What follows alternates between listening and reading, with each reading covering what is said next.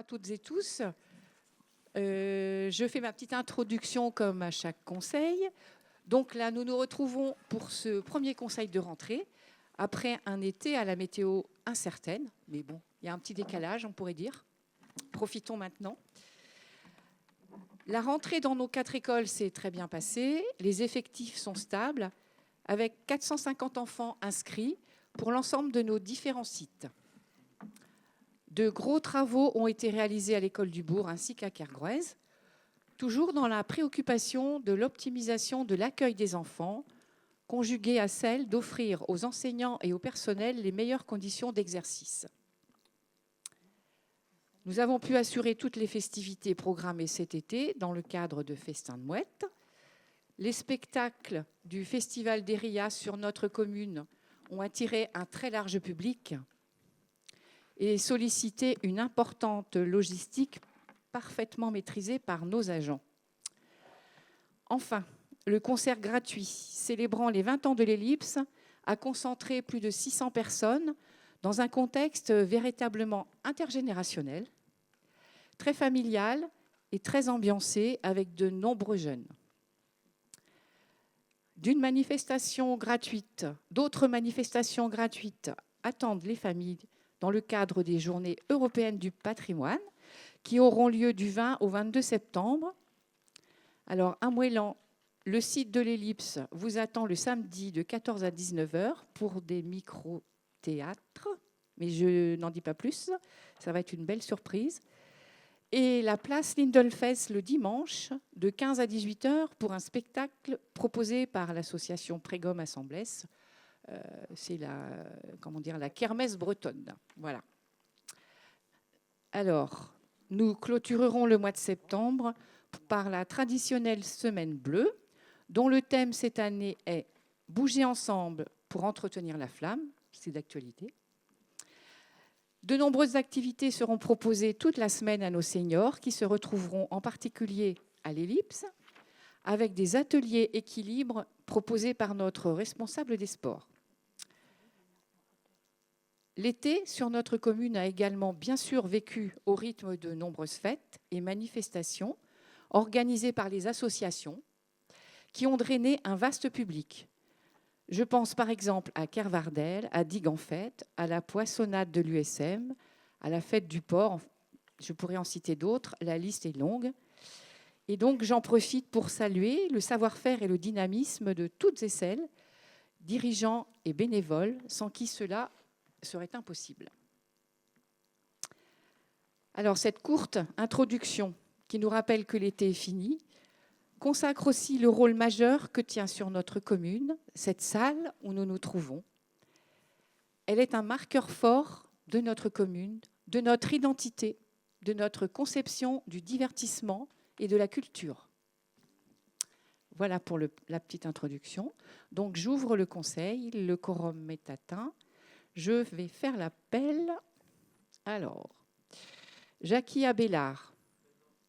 Béatrice Andrieux a donné pouvoir à Sylvie Fauglas. Véronique Bach. Laurent Bellec. Présent. Louise Bourlon-Tréguier a donné pouvoir à Christelle Fénéon. Benjamin Brunet. Présent. Franck Chanvril. Présent. Christine Cipollina. Présent. Patrick Desfossés. Et voilà. Il n'a pas donné de procurateur. Ah, j'ai pas eu. Ah non. Ça y est transmis à Madame la DGS, ça fait quelques jours déjà. On a eu celle de M. Rivalin, mais pas la vôtre. Ah non. Bon, je continue à regarder. Il n'y a pas d'Internet, là. Vous allez avoir du mal à trouver. Hein. Sylvie Fauglas. Présent. Christelle Fénéon. Présent. Marie-Louise Grisel, présente. José Guigourez. Présent. Philippe Guivarch. Présent. Gwenaël Herouette. Présent. Dominique Ignarski. Tom Irlande a donné pouvoir à Dominique Ignarski. Annick Lecor. Delphine Madic. Dominique Malcoste. Yannick Moello. Présent. Isabelle Moigne. Présente. Brigitte Offrette. Présent. Jean Raison a donné pouvoir à Alain Richet. Alain Richet. Maryse Rioual a donné pouvoir à Christine Cipollina jusqu'à son arrivée. Donc Christophe Rivalin a donné pouvoir à José Guigourez, ça on l'a bien eu. Yann Sombré a donné pouvoir à Gwen Herouette et Jean-Claude Titeka. Voilà.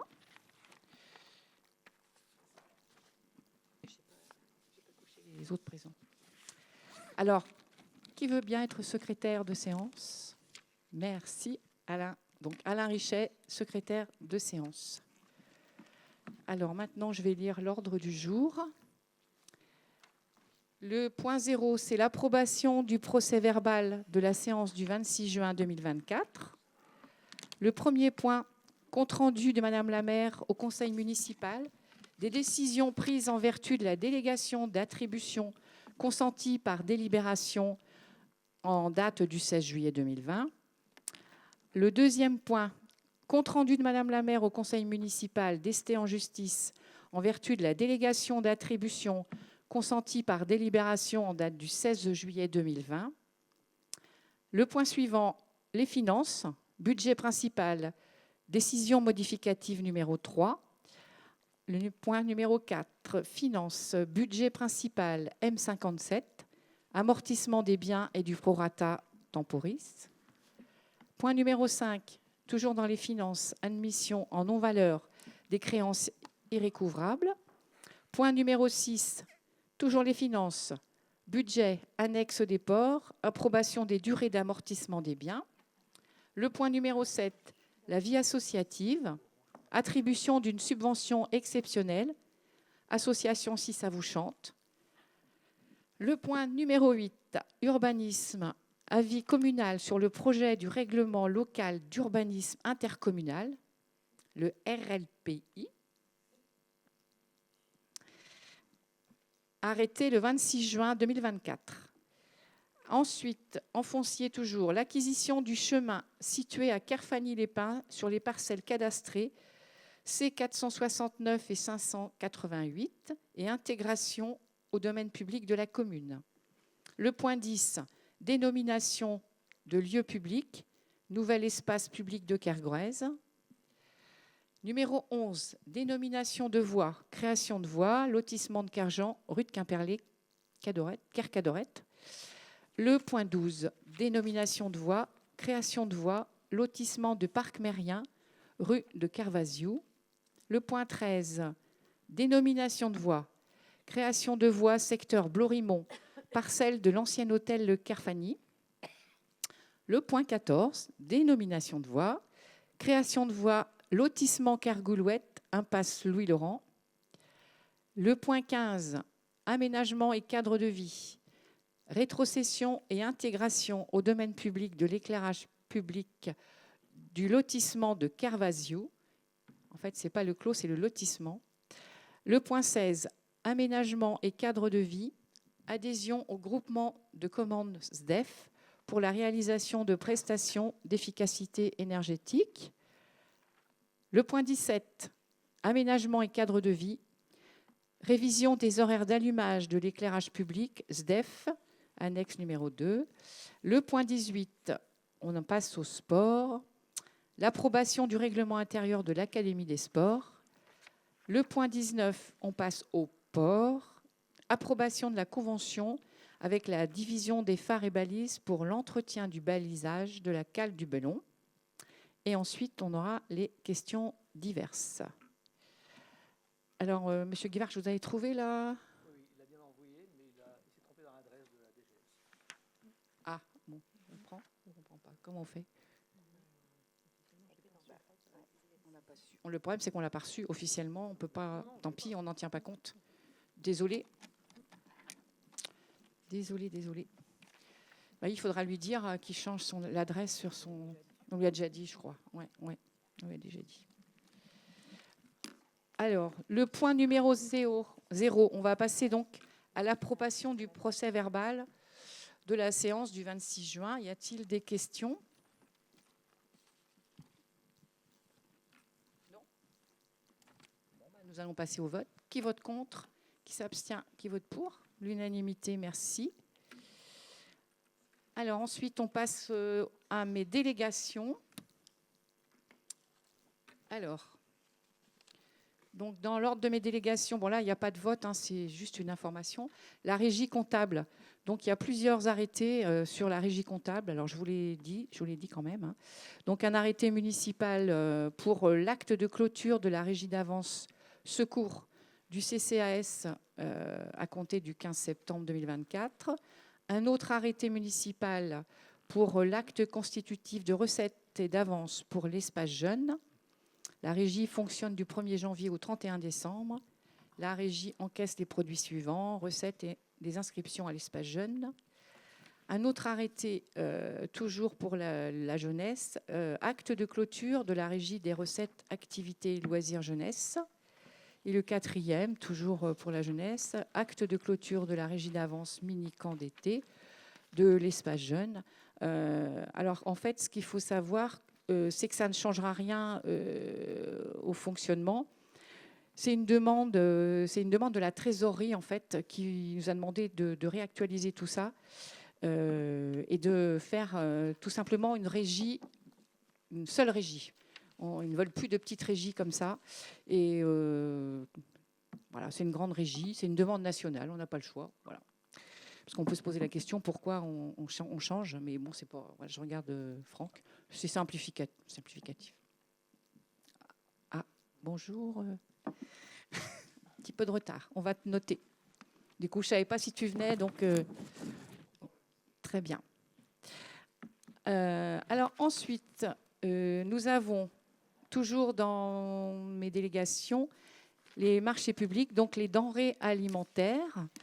Donc les denrées alimentaires, nous avons, je ne vais pas tous les citer, hein, ça a dû être vu, nous avons 12 lots qui ont été validés par la commission d'appel d'offres.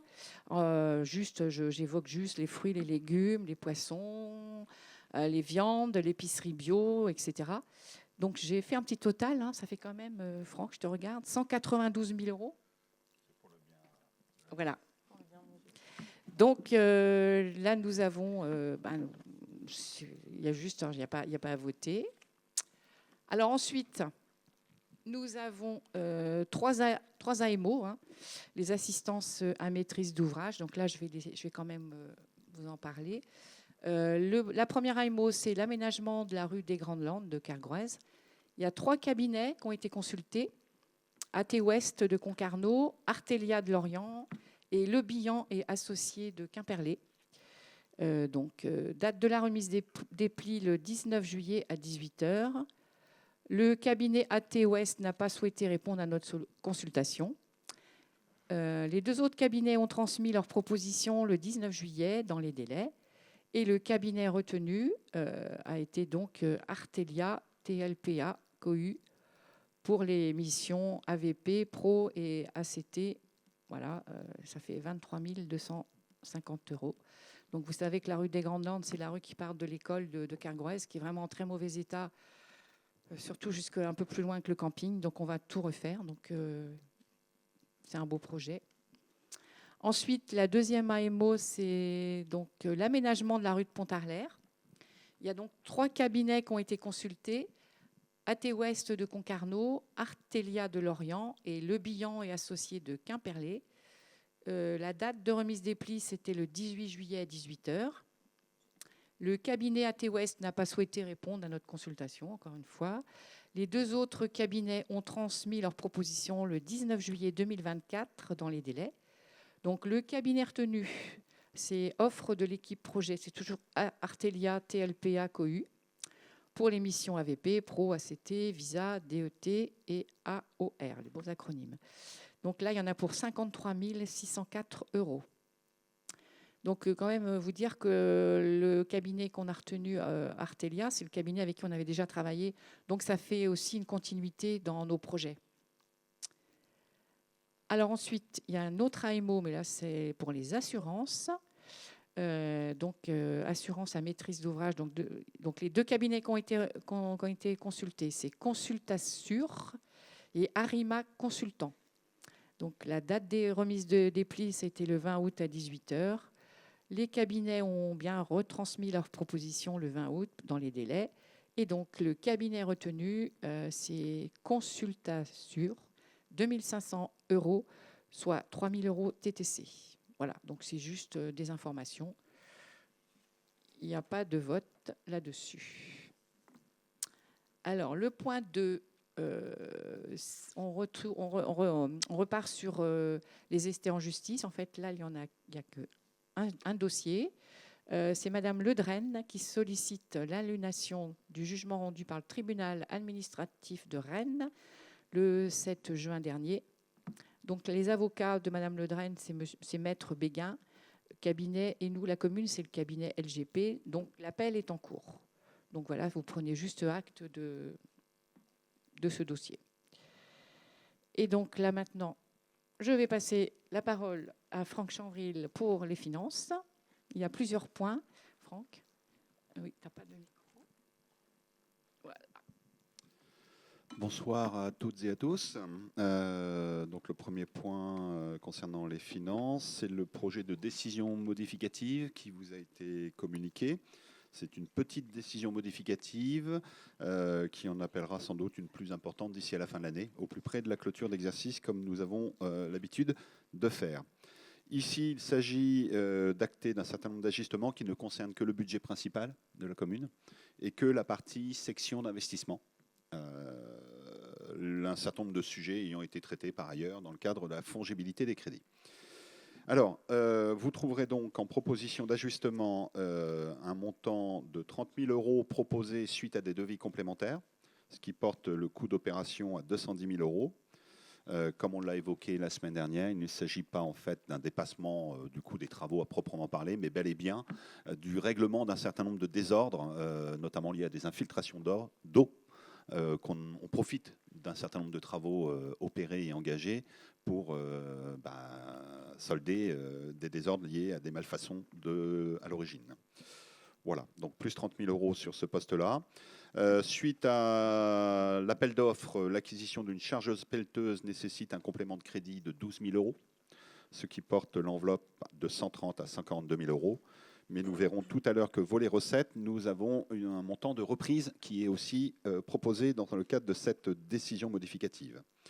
Rachat de l'ancien matériel qui finance en partie ce surcoût, et même en plus qu'en partie. Nous avons également un petit ajustement de crédit pour 3 500 € pour l'acquisition d'un lave-linge professionnel École de Kergouès. Bon, c'est comme ça, c'est l'ancien lave-linge professionnel nous a lâché. Il a bien fallu qu'on procède au remplacement en urgence. Nous avons un ajustement également prévu, mais là qui est plus d'ordre technique, puisque nous avions fléché un crédit de 54 000 € par erreur sur l'opération médiathèque. Donc on rétablit ces 54 000 € hors opération médiathèque, puisque ce sont des crédits qui sont plutôt constatés pour de l'acquisition matériel et mobilier. Voilà, et enfin également un ajustement plus technique également, le rétablissement de crédits mouvementés pour la décision modificative numéro 2 dans le cadre de la fongibilité. On rétablit, il a fallu qu'on procède à un règlement budgétaire pour pouvoir régler les factures et ne pas bloquer le bon paiement des entreprises. Donc on a pris par anticipation sur une ligne et on vient réabonder la ligne mouvementée dans le cadre de la fongibilité. Côté recettes, nous actons donc, et c'est une bonne nouvelle, d'une attribution de subvention à hauteur de 70 000 € en lien avec l'opération requalification espace public à Kergouès. C'est une subvention départementale que nous n'avions pas actée au stade du vote du budget primitif.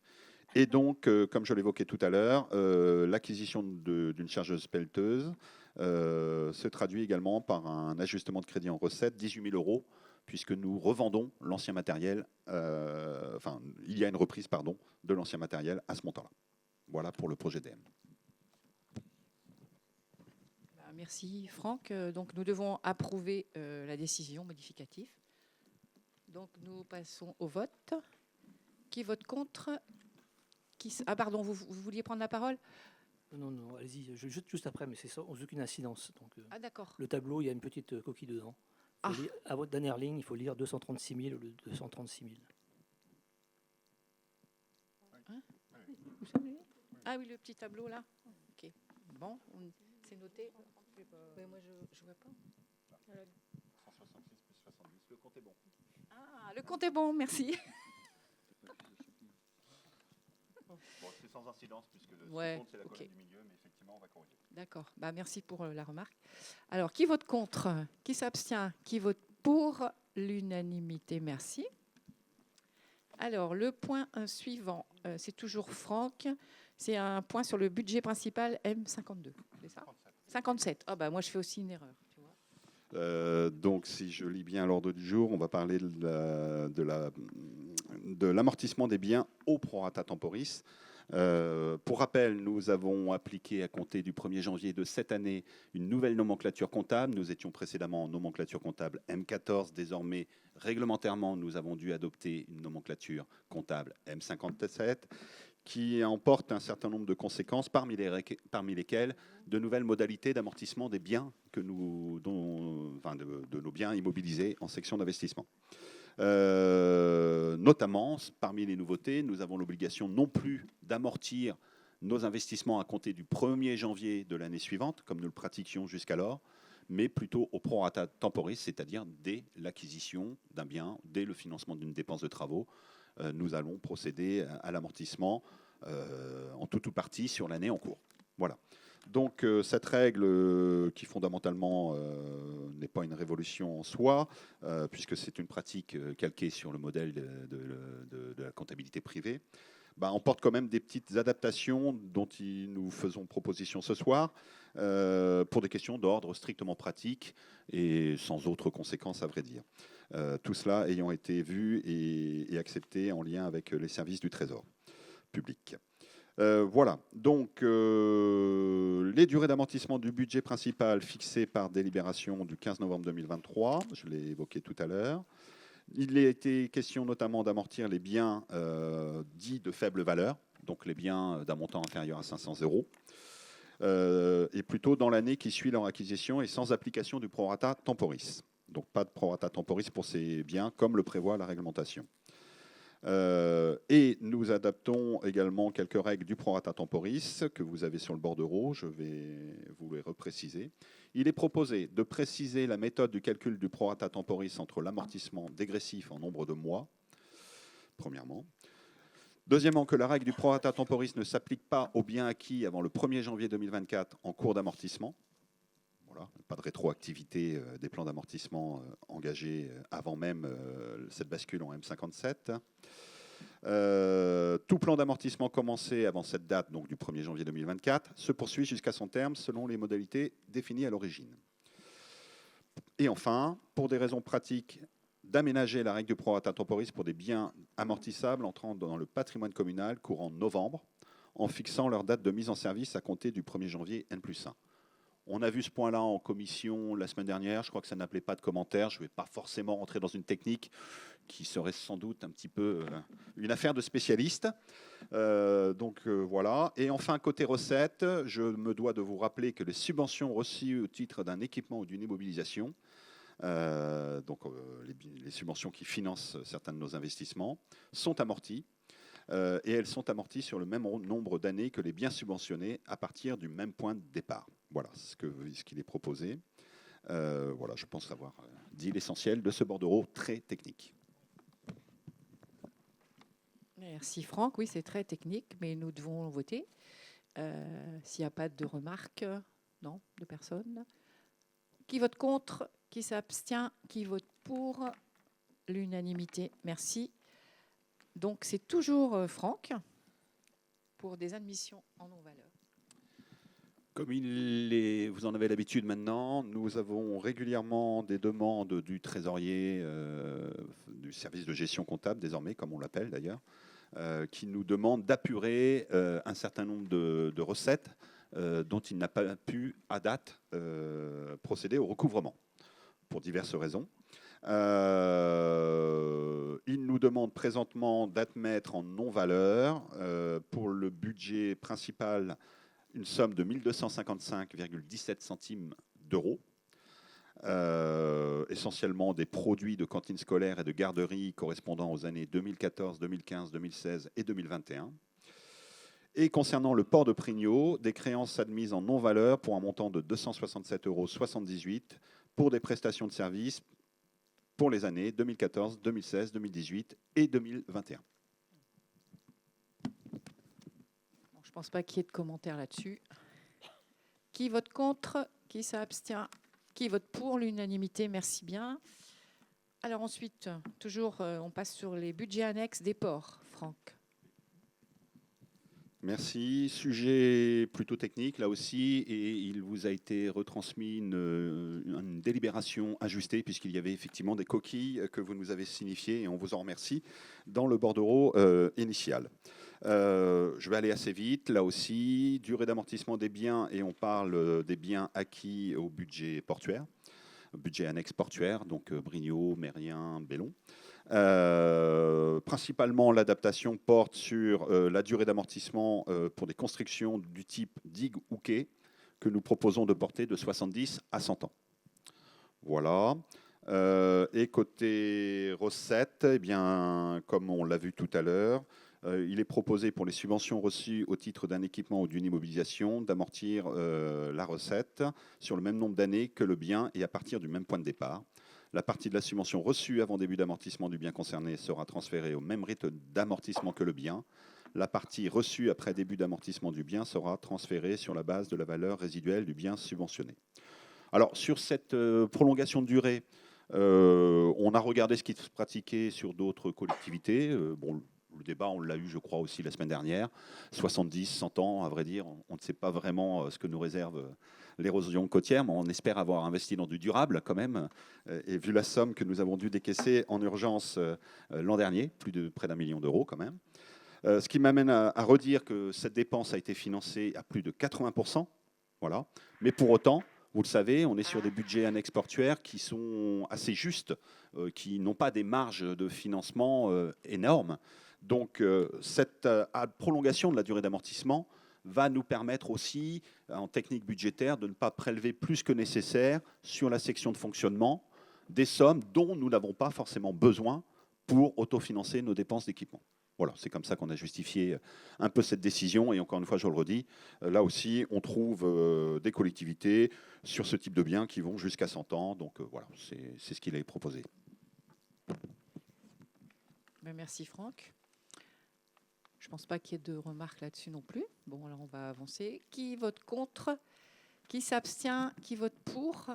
L'unanimité. Merci bien. Donc Franck a terminé. Très court. Pour une fois. Ouais. Et donc là, nous allons passer la parole à Christelle Fénéon qui va nous évoquer une demande de subvention pour une association. Et en fait, Dominique Ignarski ne prendra pas part au vote parce qu'elle est dans cette association. Voilà. Oui, bonjour à toutes et tous. Donc une petite demande de subvention exceptionnelle qui vient compléter l'ensemble des subventions que nous avons attribuées en mai dernier. Donc l'association Si ça vous chante, qu'on ne présente plus, propose des cours de chant collectif individuels, des stages, des ateliers de comédie musicale, mais elle est surtout connue et célèbre ici pour les comédies musicales qu'elle monte. Elle a une année 2024 très très riche, puisqu'elle a d'abord monté Le Roi Soleil en collaboration avec le collège en début d'année, qui lui a pris beaucoup d'énergie et qui lui a coûté assez cher. Et ça ne l'a pas arrêté néanmoins, puisqu'elle a poursuivi sur sa lancée pour monter le spectacle Chantons les années 70 et 80, qui normalement devait nous être présenté ici même le 7 juillet, mais que nous avons malheureusement dû décaler en raison des élections législatives qu'il a fallu organiser un petit peu en urgence. Donc ce spectacle aura lieu ici même le 6 octobre. Quoi qu'il en soit, l'association nous demande un coup de pouce pour boucler son budget, qui est de 400 € et qui représente 7% environ du budget du spectacle. Chantons les années 70 et 80. Voilà, je vous remercie.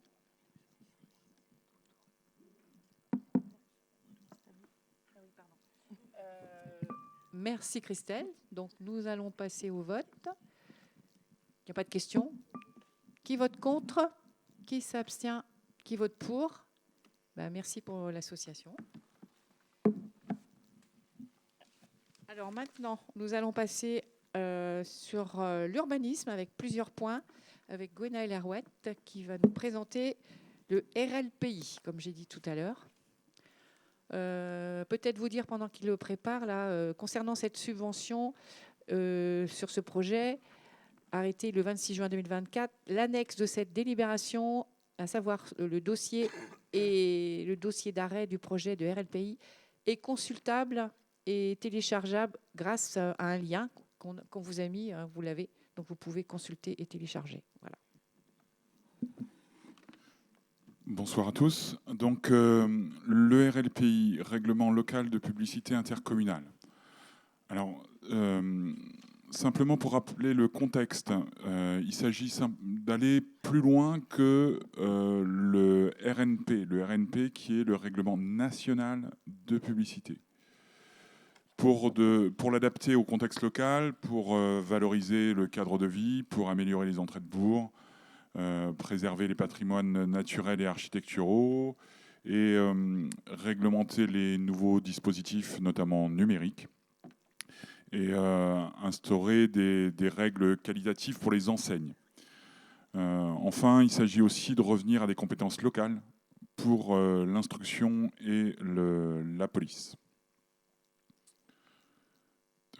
Alors, je vais essayer de récupérer mon dossier. Alors, en ce qui concerne l'élaboration de ce RLPI, il y a donc eu une équipe projet à Quimper-les-Caux, et avec un certain nombre de réunions, et ensuite des réunions en commune, des réunions au sein de la commission d'aménagement de Quimper-les-Caux, pour ensuite concerter auprès des PPA notamment. Alors les PPA, c'est les personnes publiques associées. En fait, on retrouve les mêmes acronymes que pour le PLU. Pour le PLUI. Donc les personnes publiques associées, ce sont les services de l'État, l'architecte des bâtiments de France, les commerçants, les associations et les professionnels de l'affichage. Et donc à partir de ce moment-là, en fait, le PLUI a été arrêté. Le RLPI, excusez-moi. Le règlement local de publicité intercommunale a été arrêté. Et il est donc en consultation sur le site de Quimper-les-Caux. Alors, je vais maintenant vous proposer de regarder quel est son contenu. Alors ce qui n'est pas toujours facile à comprendre, c'est que là, ce que je vais vous présenter n'est que la partie complémentaire au règlement national de publicité. Donc, ça n'est que la partie complémentaire. Alors, donc, la première chose, c'est un petit rappel sur les publicités, les enseignes et les préenseignes. Alors ça, c'est compliqué. Donc, de différencier publicité notamment et préenseigne. Publicité, c'est donc ce qu'on voit à gauche, c'est-à-dire la promotion pour un canapé sur une unité foncière où ne se trouve pas le magasin qui vend, en l'occurrence. La préenseigne, on n'est pas sur un message publicitaire, mais on est sur une indication de localisation d'un magasin. Et ce dispositif n'est pas sur l'unité foncière. Enfin, l'enseigne, là pour le coup, on est sur le message qui correspond à l'activité commerciale et la présence sur l'unité foncière.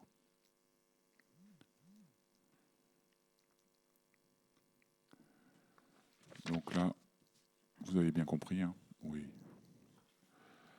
Alors, donc sur le bilan de la concertation, donc c'est simplement un rappel des différents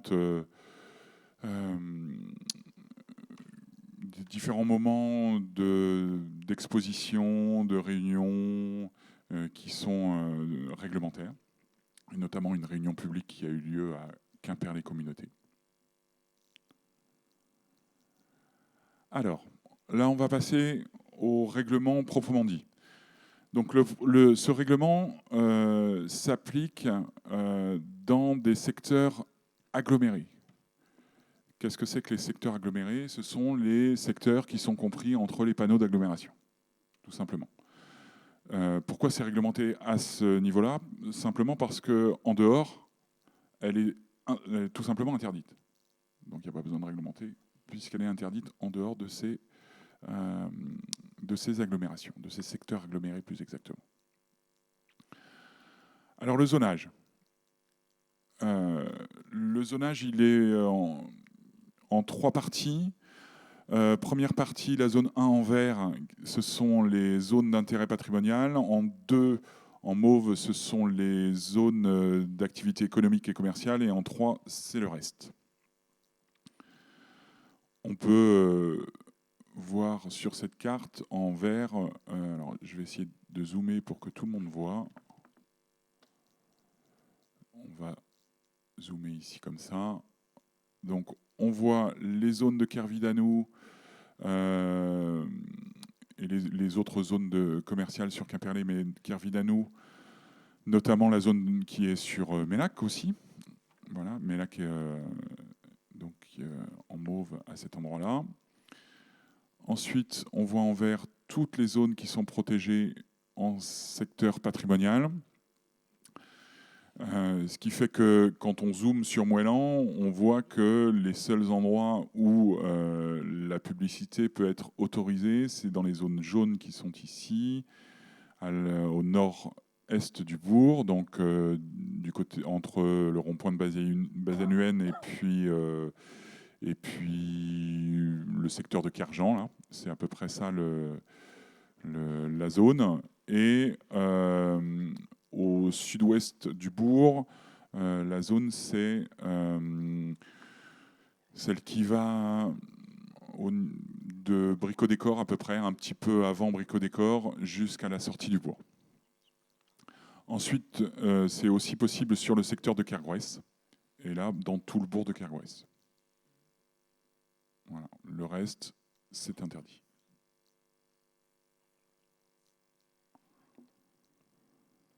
Donc pour le règlement de publicité. Donc là, règlement de publicité, on ne parle pas des enseignes. Hein. Donc on parle juste de la partie publicité.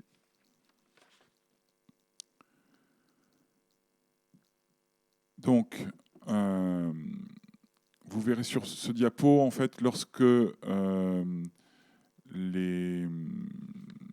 la police est en bleu, c'est que ce sont des dispositions qui concernent uniquement Quimperlé. Pourquoi ça concerne uniquement Quimperlé ? Parce que c'est la seule commune de plus de 10 000 habitants dans la communauté de communes. Alors, donc là, on est sur des publicités sur bâche et des publicités sur toiture qui sont interdites. Alors attention, hein, ce sont des très grosses publicités sur bâche. Vous voyez, c'est pas des... on n'est pas sur des petites bâches temporaires qui peuvent être utilisées par les associations. Et les enseignes sur toiture, comme celle-ci, pareil, sont interdites. Ensuite, pour l'important, en fait, c'est que les publicités qui seront autorisées sont autorisées sur du matériel de qualité. Donc ce seront forcément des publicités sur des dispositifs scellés au sol. Donc on a des exigences de qualité et pour la publicité numérique, une exigence d'extinction de 23h à 7h du matin.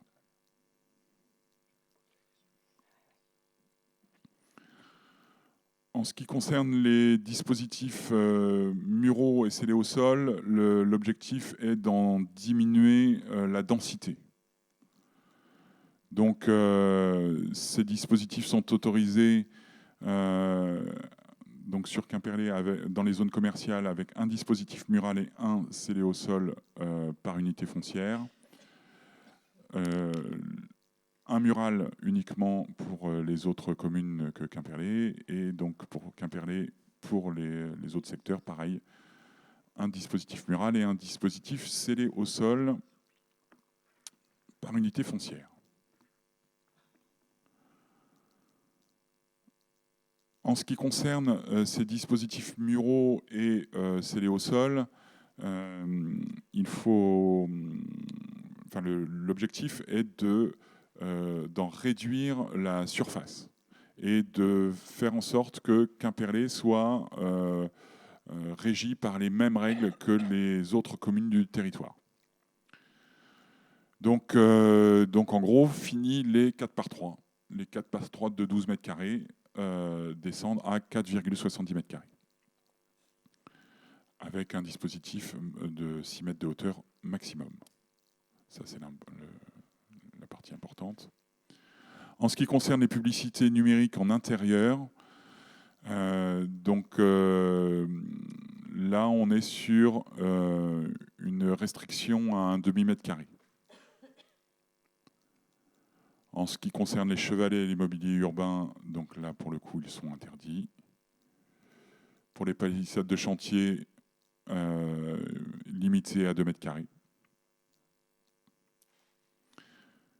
Et pour les publicités extérieures, les publicités numériques extérieures, ils sont interdits sur la plupart du territoire, la plupart des communes du territoire, sauf sur Quimperlé. Et donc sur Quimperlé, on est sur une restriction à 2 mètres carrés pour ces publicités numériques extérieures, avec une interdistance qui doit être supérieure à 100 mètres. De façon à ce qu'on ne soit pas pollué avec tous ces dispositifs numériques. On passe au règlement pour les enseignes. Voilà, l'objectif, en fait, là où il y a vraiment un plus, c'est qu'on met dans le règlement que les enseignes doivent être retirées dans les 3 mois qui suivent la cessation d'activité. Et en cas de défaillance de l'exploitant, c'est à la charge du propriétaire. Voilà, donc ça c'est important pour qu'on ne se retrouve pas avec des vitrines, ou des enseignes qui restent pendant des années alors qu'il n'y a plus d'activité commerciale sur ces bâtiments. En ce qui concerne les dispositifs d'enseigne, le sujet, en fait, c'est de ne pas multiplier les enseignes sur une même unité foncière. Donc, l'objectif, c'est que quand il y a plusieurs commerces sur une même unité foncière, il faut que ces enseignes soient présentes sur un totem de ce type.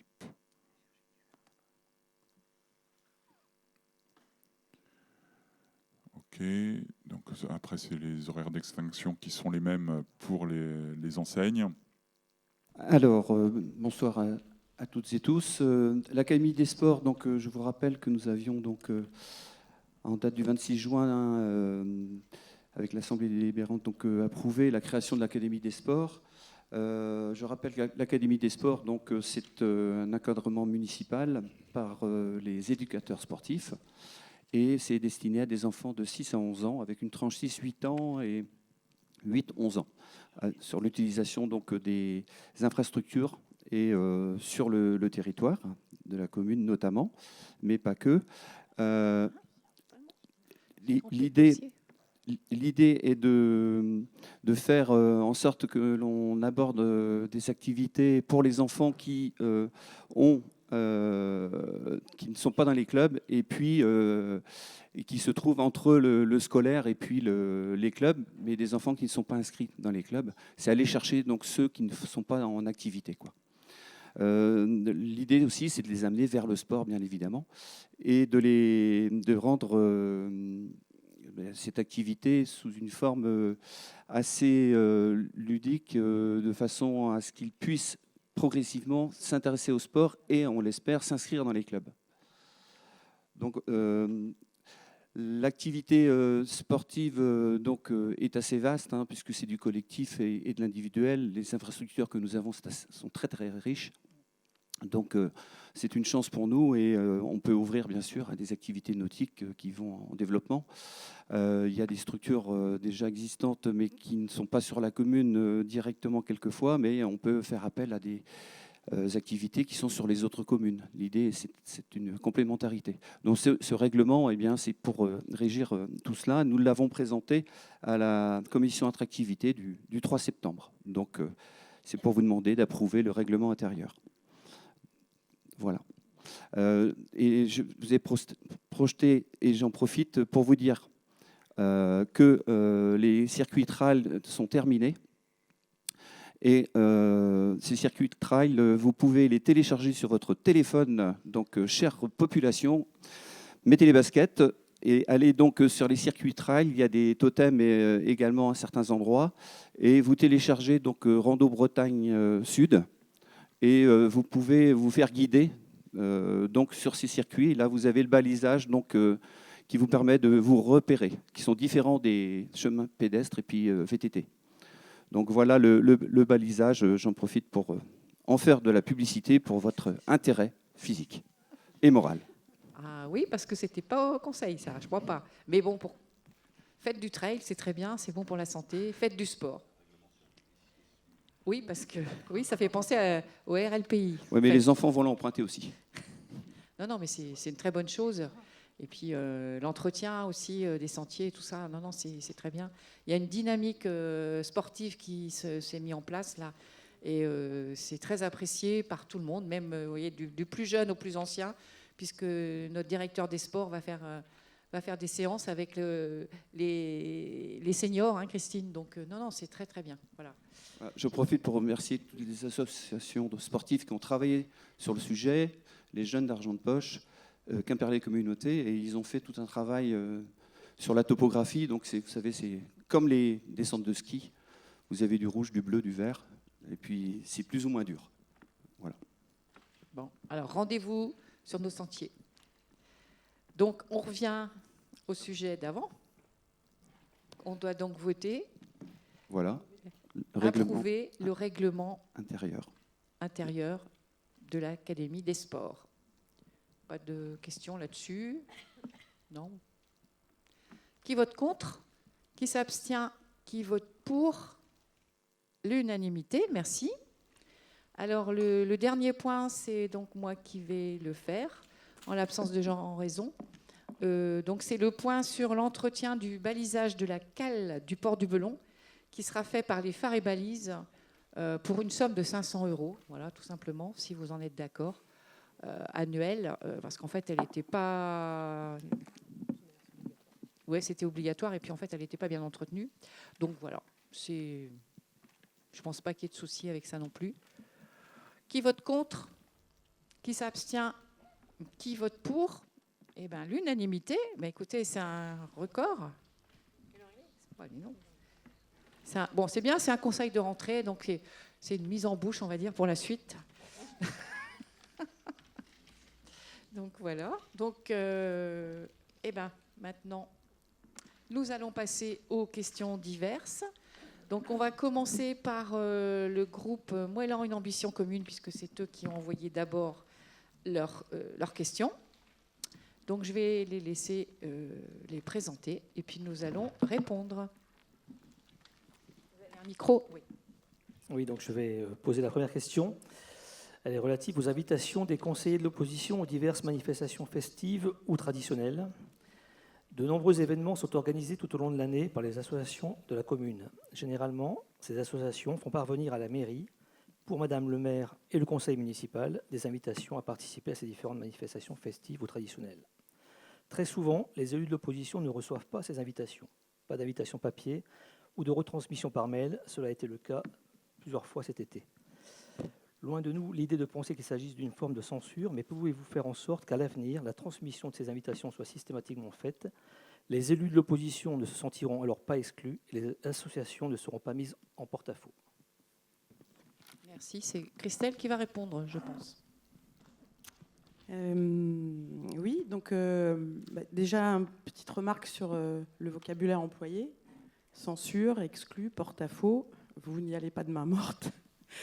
Mais puisque vous évoquez un sentiment d'exclusion, permettez-moi, dans ce cas, de m'étonner de l'absence de plusieurs d'entre vous sur des temps forts de la commune auxquels nous vous avons invités cet été, comme la commémoration des 80 ans des fusillés de Carfagny ou plus récemment les célébrations des 20 ans de l'Ellipse.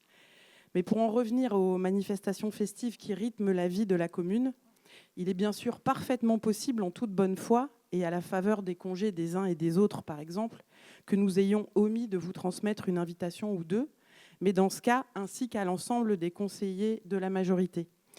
Et si c'est le cas, nous en sommes bien désolés. Il aurait simplement fallu nous le signaler afin que nous puissions rectifier le tir. Car, soyez rassurés, loin de nous l'idée de vous censurer, de vous exclure ou de mettre les associations en porte-à-faux. D'ailleurs, aucune ne s'est plainte à ce jour à notre connaissance.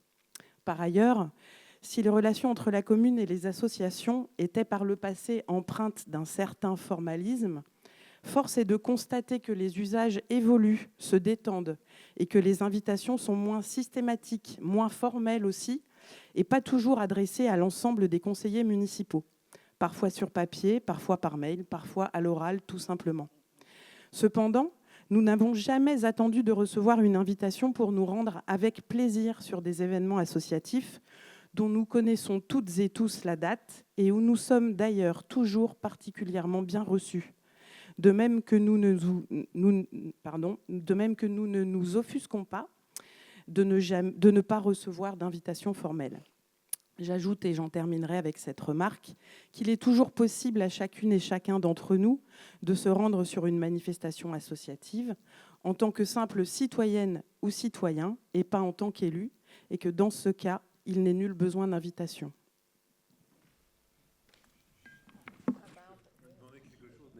C'est juste en plus, est-ce qu'il est possible qu'il y ait une certaine information qui se circule entre les villes comme Clouard et Moëlan? Parce que cette année, on a eu une fête à Mérien et une fête à Douala en même temps. Est-ce qu'il est possible d'avoir des informations qui éviteraient peut-être que ça se passe en même temps, quoi? Alors, le problème, c'est que même nous, on a des difficultés pour nous synchroniser avec les associations. Je vais te dire qu'on a des problèmes de riches, il se passe tellement de choses qu'on a du mal à réserver certaines journées pour un seul événement. Et c'est vrai que maintenant, on a de plus en plus le choix. Qu'est-ce qu'on va faire ce soir ? Il faut choisir. Et entre les communes, je pense que ces difficultés de se synchroniser entre communes, et que c'est plutôt aux associations connaissant les événements phares dans chacune des communes, de passer un petit coup de fil aux copains pour savoir comment ils se calent, parce que si on a ça à faire en plus, je pense que ce sera un peu compliqué. Après, on a des outils. Par exemple, nous, on a un outil qui permet aux associations de rentrer leurs événements dès qu'elles le veulent et très en amont sur le site Internet.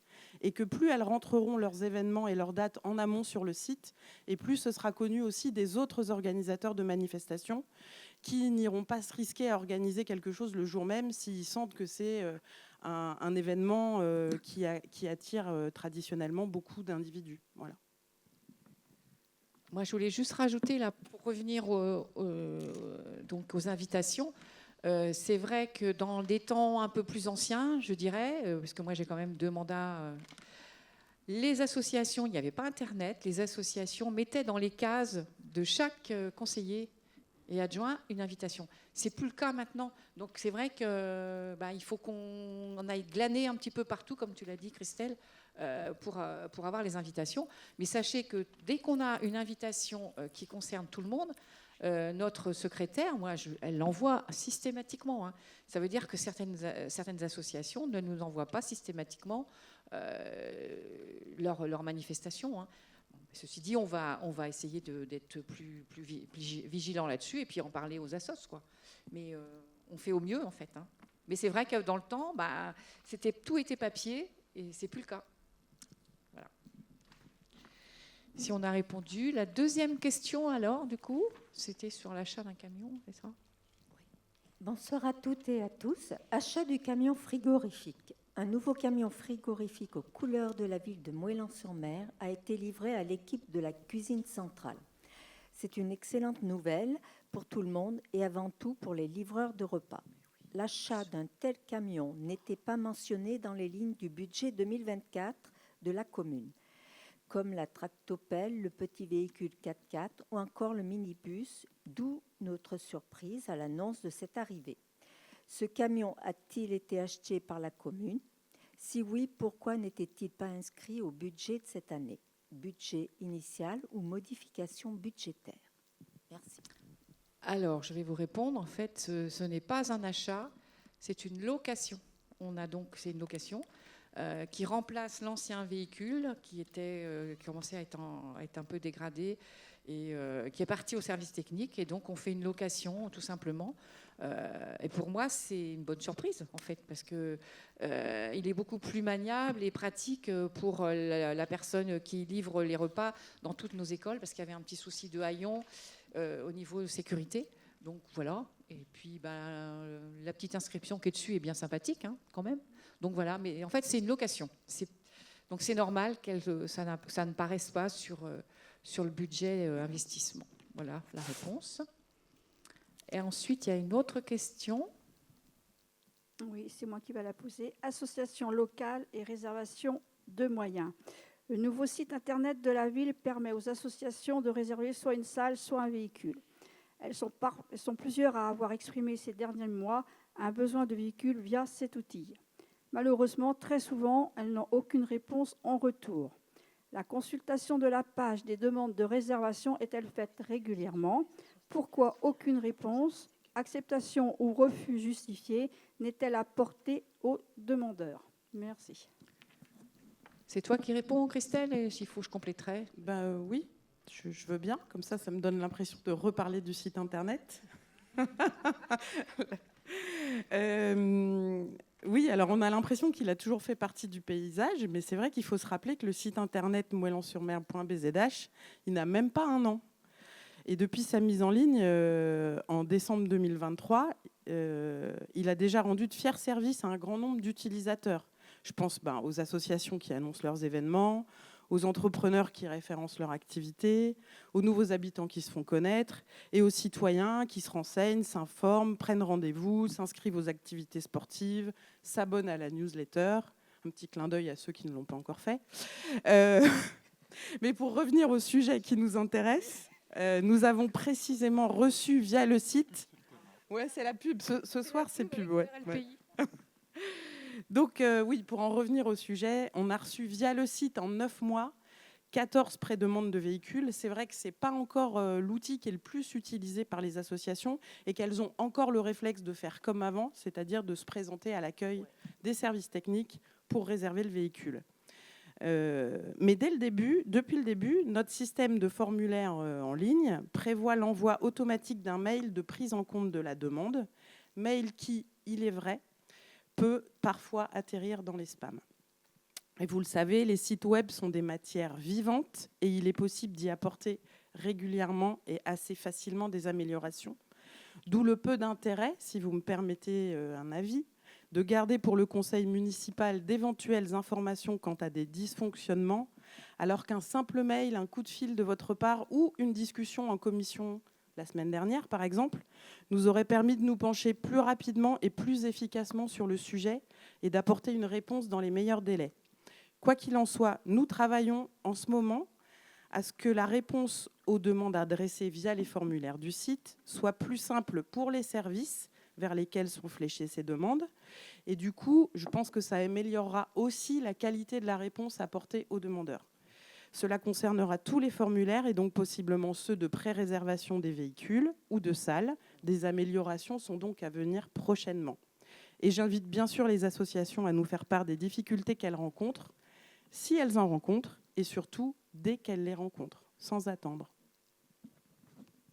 Merci Christelle. Et en fait, moi je vais rajouter, on n'a pas eu de demande ni de plainte d'associations. Et c'est pareil pour les réservations de salles. Il n'y a eu que 11 demandes de réservation de salles faites par ce système. Donc on n'a pas eu, enfin si vous avez des associations, il faut nous les citer parce qu'on n'a pas eu ça à la mairie. Alors première remarque, petite remarque, c'est pas parce qu'il y a une réponse automatique d'envoyer que la demande a été prise en compte. Voilà. Et je peux vous citer 2 associations, Courir à Moëlan et BD Photo, qui ont fait des demandes durant l'été ou un petit peu avant l'été et aucune réponse.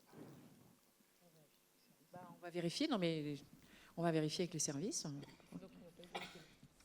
Ils n'ont pas eu le véhicule, c'est ça que ça veut dire ? Ils n'ont pas eu de réponse, donc ils n'ont pas eu de véhicule. Ils ne savaient pas s'il y avait la possibilité de le prendre. Bah oui, mais ils pouvaient se rendre au service technique quand même. Ils ont dû le faire. Ils ont dû le faire et ça. Bon bah écoute, on vérifie. Très bien. On va en tenir compte, pas de souci. Et donc c'est moi qui vais poser la dernière question sur l'appel à manifestation d'intérêt pour un ensemble immobilier domanial. Donc un appel à manifestation d'intérêt en vue de la cession de l'ensemble immobilier domaniale située 20 place de l'Église a été lancée au début de l'été et les propositions devaient être soumises avant le 21 août 2024. Pouvez-vous nous faire un point sur ce dossier ? Alors c'est Sylvie, je crois, qui va répondre. Oui, tout à fait. Donc en fait, il y a plusieurs porteurs de projets qui sont intéressés, effectivement. Mais ils ont tous demandé une rallonge de 2 mois. Et donc, on leur a accordé. Donc, on ne peut pas vous en dire plus. Il faut attendre un petit peu. C'est vrai qu'il y a peut-être un peu d'impatience, mais il faut attendre un petit peu. Nous aussi. Donc, voilà pour vos questions. Maintenant, il y a les questions de M. Titeka. C'est Moëlan, notre commune, c'est ça ? Donc, on va vous laisser poser vos questions. Je prends la première question. Alors, en premier lieu, je reprendrai les questions précédemment posées concernant les bacs à marée à Portec et à Port-Bali. Promis, mais toujours absent malgré les engagements. Et une autre concernant les plots cadenassés situés à Kerfani, où là aussi, malgré une réponse positive à l'octroi de la clé des cadenas sur demande, celles-ci ne sont toujours pas disponibles.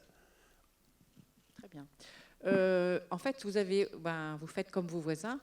Vous les copiez, là. Vous faites 2 questions dans la même. Mais c'est pas grave, hein, on va répondre. Parce que c'était des questions auxquelles vous m'aviez répondu positivement. Alors, on va reprendre les bacs à marée, du coup. Je vais vous faire le point sur les bacs à marée. Aujourd'hui, nous avons 10 bacs à marée sur la commune. À Kerzo, à Kerfani, à la Plage Grise, à Trénez, à Kerliguette, à Malachap, à Keraba, au Temple, à Brignot, à Port-Blanc, à Kermorzac et Trogan. Alors, plusieurs d'entre eux ont été remplacés ou réparés ces derniers mois parce qu'ils étaient endommagés. Celui de Brignot a été posé avant l'été pour répondre à une ancienne demande et un réel besoin en fondria. Alors, les 2 bacs à marée que vous évoquiez sont les prochains sur la liste. Le problème, c'est qu'il faut trouver l'endroit qui peut être accessible à un véhicule motorisé. Il faut quand même savoir, moi je vais vous rajouter que cet été, comme je l'ai dit en introduction, il y a eu énormément de manifestations. Il faut savoir que ces bacs à marée sont faits en régie et que notre personnel cet été était plus concentré sur toutes les manifestations qu'il y a pu y avoir sportives et culturelles. Là maintenant, l'hiver va arriver, ils vont les préparer, ces bacs à marée. Voilà. Le problème, c'est que c'est souvent c'est sauvage, quoi. Il y a des gens qui font des bacs à marée de manière sauvage. Je sais, mais et donc voilà, faut le attendre problème, c'est un peu n'importe où. Oui, je suis d'accord, hein, mais ils vont les faire. Mais il faut leur laisser un peu de temps. Hein. Ils ont fait aussi les bacs à jeux.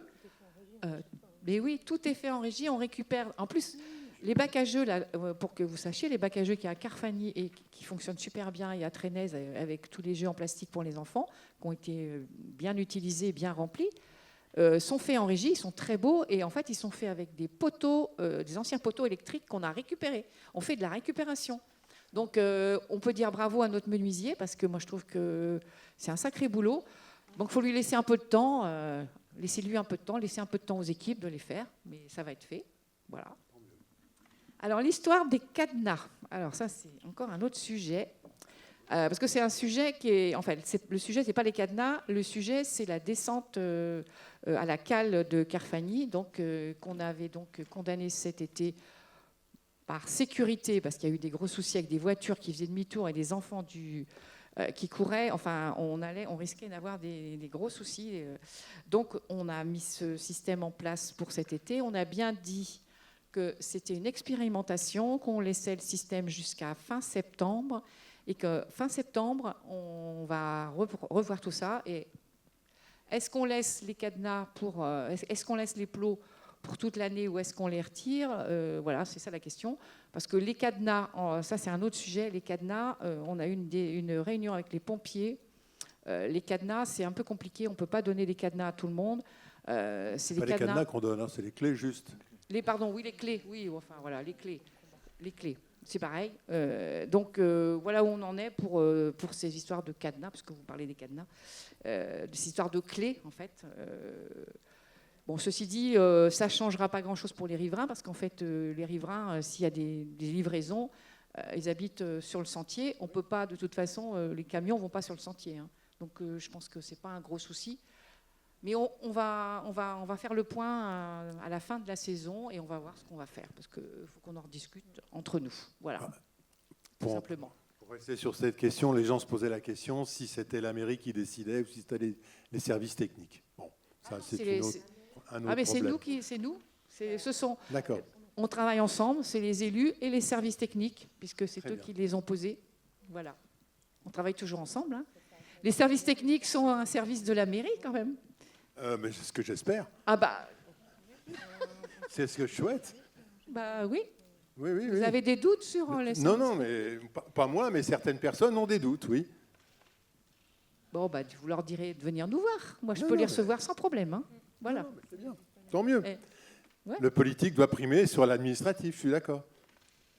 Oui, l'expertise technique des fonctionnaires a aussi son sens, Non, mais je suis comme dans d'accord. tout métier. C'est ma vision des choses aussi. Mais c'est ce Bon, que là, je vous souhaite. parlez pour des gens qui ne sont pas là. Donc, Non, mais c'est difficile. Bon, je passe à ma deuxième question. Alors, la deuxième question, c'était la En- chasse. Non, c'est- Serait-il possible d'obtenir des indicateurs sous forme de ratio celle-là, c'est la plus- permettant d'apprécier la qualité de l'offre de santé sur le territoire?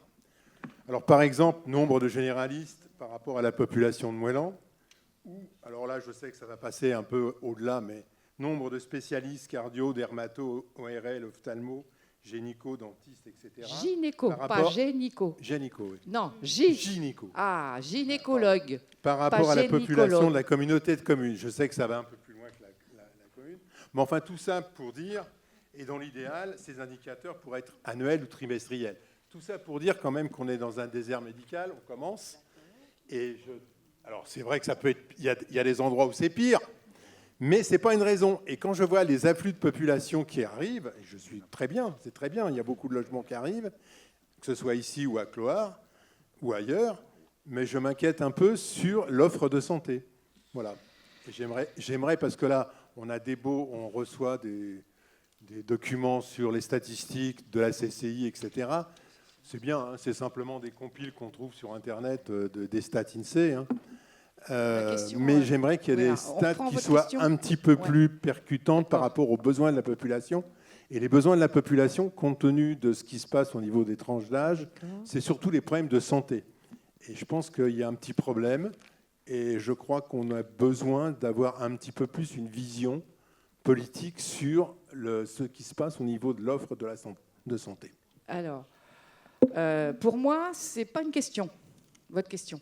Parce que une question sur la santé, c'est que vous réduisez vraiment au strict minimum. Je trouve ça même très dommage. Pour moi, c'est un dossier énorme.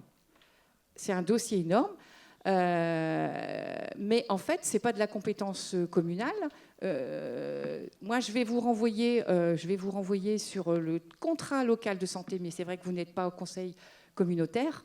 Donc, le contrat local de santé de Quimperlé-Communauté qui va jusqu'en 2026.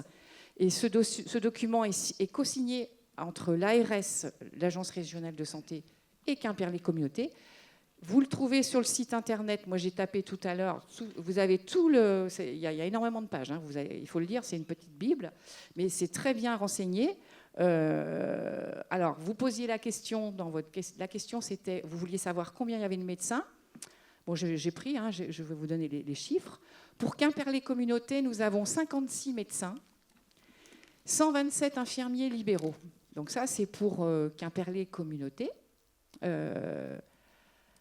Alors, pour les spécialités, comme vous disiez, le gynécologue ou l'ophtalmologue, il y a des créneaux qui sont possibles sur Quimperlé-Communauté, soit par le biais de l'hôpital, parce que l'hôpital, il y a des consultations externes, donc vous pouvez, suivant les besoins, prendre un rendez-vous.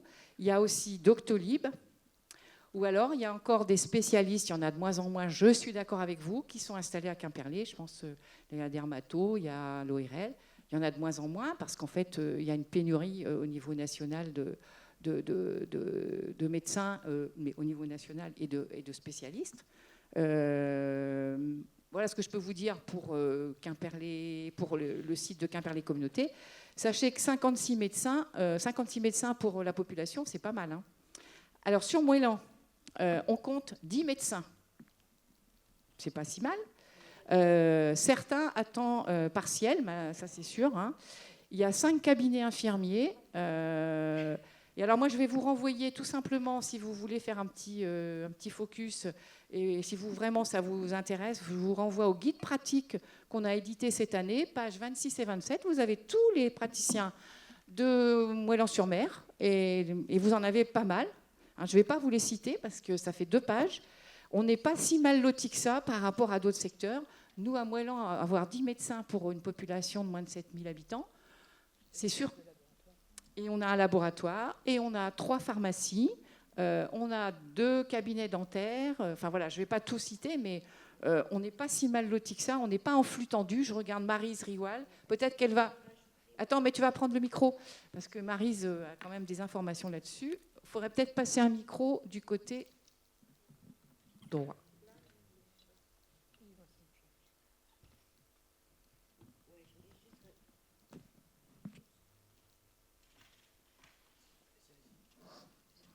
Oui, je voulais juste rajouter une chose pour information, c'est que certaines professions médicales et paramédicales sont soumises à des quotas. Il y a l'ARS qui a défini il y a déjà plusieurs années des zones sous-dotées, moyennement dotées et surdotées. Et il faut savoir que concernant les infirmiers libéraux, tout au moins, ça fait déjà plus de 10 ans qu'on est considéré comme étant en zone surdotée, ce qui veut dire tout simplement que pour qu'une infirmière puisse s'installer, il faut qu'une autre arrête. Voilà, c'est la règle en fait. Et après, c'est un petit peu comme dans les cabinets médicaux. Il y a des cabinets où il y a 6, 7 infirmiers, mais qui ne travaillent pas non plus forcément tous les jours.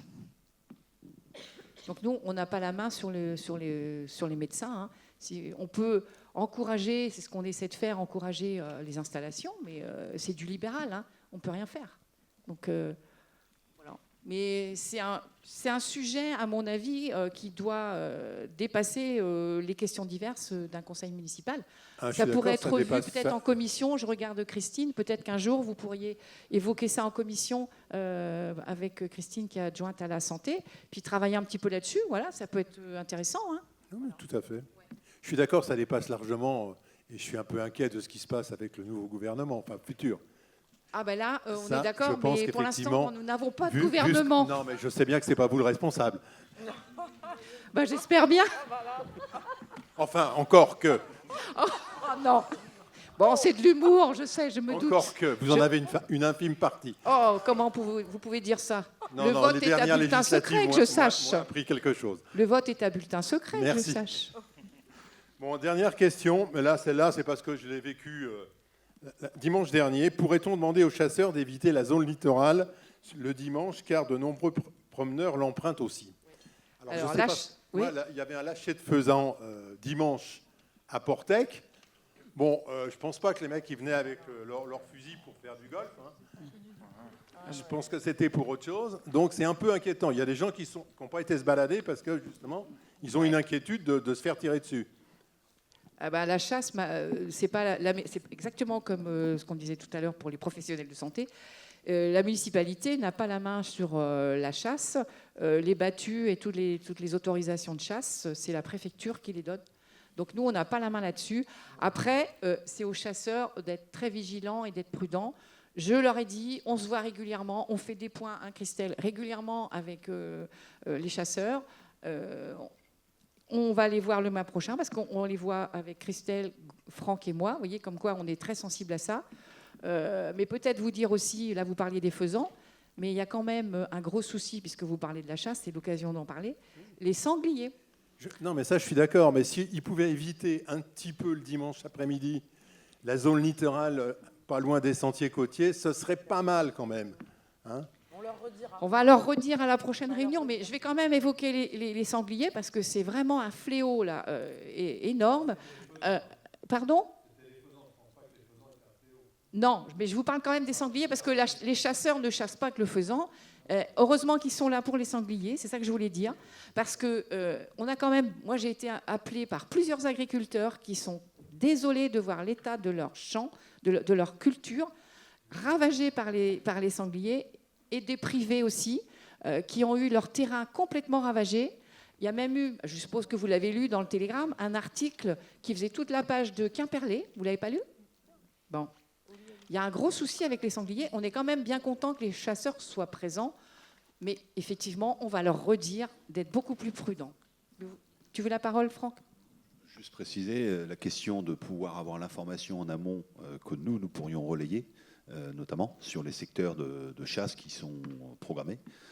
C'est un sujet dont on a déjà discuté avec eux, on y reviendra, et sur lequel, effectivement, on n'a pas nous-mêmes toujours l'information, quoi. Mais c'est notre souhait, effectivement, de mieux relayer, pas dans une logique d'encadrer ou d'interdire ou quoi que ce soit, mais bien d'informer la population qui d'une battue tel jour, à telle heure et sur tel secteur. Alors, il y a des régions ou des départements où les chasseurs ont développé des applications mobiles notamment, où leurs chasses sont référencées en fait, pour que les promeneurs puissent choisir. Alors c'est un peu moins bien que de ne pas aller là où les promeneurs veulent aller. Mais en tout cas, il y a une information et une transparence sur les lieux où il y a des chasses en cours. Et ce qui est, parce que souvent on se rend compte d'une chasse en cours quand on arrive sur le site d'une chasse. Donc si on a choisi de venir se balader là, c'est un peu dommage. Et c'est vrai que si on a une information en amont via une application mobile, par exemple, on peut choisir un autre site ou un autre endroit du littoral pour aller se promener. Mais on va leur en refaire part parce que c'est vrai qu'on leur en a déjà parlé. Mais bon, voilà. Par contre, ils mettent des panneaux quand même pour les chasses en cours. Il y a des panneaux jaunes qu'ils mettent sur les routes. Mais bon, ça ne suffit pas. Voilà. Ouais. Sur les sentiers côtiers, pas trop. Ah bah non, sur les sentiers, c'est peut-être pas facile à mettre. On nous a aussi fait part, côté chasseurs, que parfois, quand ils mettent des panneaux d'information, ils le retrouvent dans le talus. Il y en a qui les enlèvent. Il y a des gens qui passent et qui font voler les panneaux aussi. Enfin, voilà. Il y a ce genre de problématique. Après, c'est un sujet d'inquiétude qu'on partage et sur lequel, encore une fois, on réinsistera. Donc, est-ce qu'on a répondu ? Bon, très bien. Bon, on va clore ce conseil municipal.